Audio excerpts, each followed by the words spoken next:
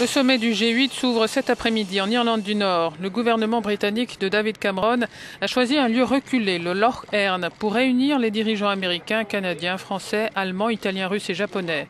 Au menu de ce sommet qui s'achèvera demain, la Syrie, l'évasion fiscale et entre autres la croissance économique. Je suis enchanté d'accueillir des dirigeants internationaux ici en Irlande du Nord, souligne Cameron. Et l'ordre du jour que nous avons concerne l'aide à fournir pour que les pays du monde progressent ensemble, à la fois les pays en voie de développement et les pays développés aussi. Pour le président américain Barack Obama, cette visite est la première en Irlande du Nord. Avant le début officiel du sommet, Américains et Européens se réuniront pour signer le lancement des négociations de l'accord de libre-échange transatlantique controversé. Le conflit syrien devrait s'imposer à Lough Erne.